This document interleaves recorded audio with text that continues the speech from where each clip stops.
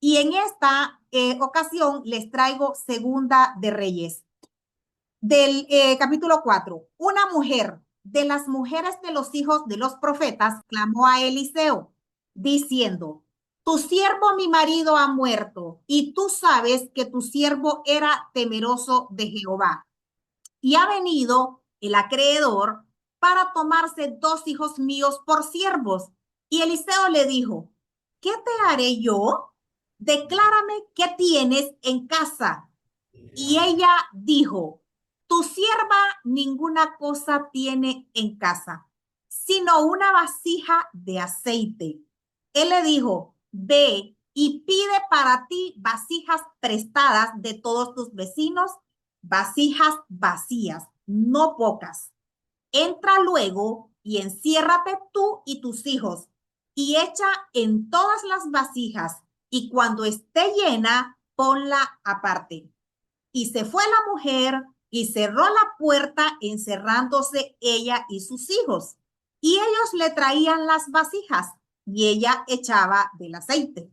Cuando las vasijas estuvieron llenas, dijo a un hijo suyo, tráeme aún otras vasijas. Y él dijo, no hay más vasijas. Entonces cesó el aceite. Vino ella luego y lo contó al varón de Dios, el cual le dijo, ve y vende el aceite y paga a tus acreedores, y tú y tus hijos vivid de lo que quede. Me encantó este pasaje y les comento que yo por las noches escucho meditaciones nocturnas. Entonces, escuchando una meditación nocturna, me encontré con este pasaje bíblico y yo los recordé a ustedes, como siempre, que son esas personas muy cercanas que han confiado en este proceso de aprendizaje conmigo y dije, esto se los llevo a los chicos y a las chicas que están conmigo. ¿Por qué? Porque habla de la venta. Y aquí vamos a desglosar, ¿verdad? Este pasaje. La viuda estaba al borde de perderlo todo. Su esposo murió y quedó llena de deudas. El acreedor venía a llevarse a sus dos hijos como esclavos. O sea, el miedo tocaba su puerta, igual que a veces toca tu puerta. Igual, porque muchas veces tenemos miedo, muchas veces no tenemos dinero, muchas veces no sabemos de dónde sacar, no sabemos qué hacer.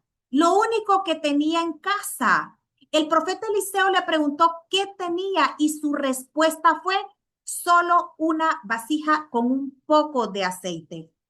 Dios no empieza con lo que te falta, sino con lo que ya tienes. La gran pregunta es, ¿qué tenemos nosotros? ¿Qué tenemos nosotros en este momento? Y es que muchas veces tenemos talentos, tenemos habilidades y nosotros no las ponemos al servicio de los demás. El profeta no le dio dinero, si ustedes se dan cuenta. Le dijo, pide muchas vasijas prestadas, entra, cierra la puerta y empieza a llenar. Ella actuó y el aceite no se acababa. O sea, el milagro se activó en la acción, no en la queja, no en la queja, ¿sí? Fue en la acción. Y le dice, ve y vende el aceite. Con esa venta pagó todas sus deudas y vivió con lo que le sobró. La provisión llegó cuando ella se atrevió a vender, a vender. Y justamente como habla de ventas, por eso yo lo traigo acá donde ustedes, para que nos demos cuenta que definitivamente esta historia nos está enseñando algo muy poderoso. Ya tienes algo valioso en tus manos, tienes un producto, tienes un servicio que ofrecer, tienes una empresa para la cual ya estás laborando o has montado tu propia empresa, tienes tu propio negocio, pero tú ya tienes que ofrecer, ya tienes cómo servir, ya tienes con qué servir a muchas personas. Y recuerden de que en la medida en la que nosotros servimos a miles de personas, en esa medida te va a llegar la abundancia divina. Y el milagro ocurre cuando actúas, cuando empiezas a actuar, cuando dices lo voy a hacer con miedo, pero lo haces. Y aquí yo me encanta siempre contar de las experiencias que yo he tenido y yo les digo, en el año 2004, o sea, hace 22 años, cuando a mí me propusieron de dar clases, dar capacitaciones, o sea, impartir clases en la universidad, yo iba a darle clases a los chicos de mercadotecnia porque mi carrera era justamente comercio internacional con una especialidad en marketing internacional y me dicen, Claribel, ¿quieres dar clase? Y yo les digo, pues que yo no sé dar clase, pero me dicen, te vamos a entrenar. Y yo encantada, sí, claro, yo quiero dar clase.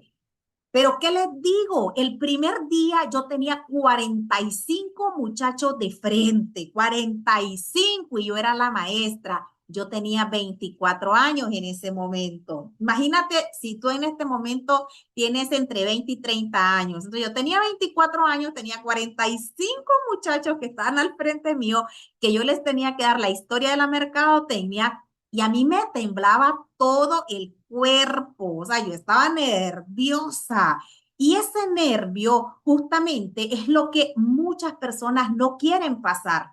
No quieres enfrentarte con el rechazo, no quieres enfrentarte con esas situaciones que se te pueden presentar y no vas a visitar a ese cliente grande, ese que posiblemente sea el que te va a resolver tu problema.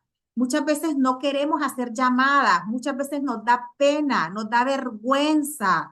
Entonces el milagro ocurre cuando nosotros actuamos, cuando nosotros presentamos nuestros productos, presentamos nuestros servicios, cuando nosotros damos ese seguimiento correcto, cuando manejamos las objeciones como se tienen que manejar, cuando vamos cerrando la venta. Y vender fue el canal de su provisión, si ustedes se dan cuenta. Dios multiplica lo que pones a trabajar, no lo que escondes, no lo que escondes. Entonces, hagamos una gran pregunta en esta noche y es, ¿cómo hago yo para servir a más personas? ¿Cómo hago yo para que mi producto, para que mi servicio le llegue a más personas? La abundancia llegó cuando ella se atrevió a vender.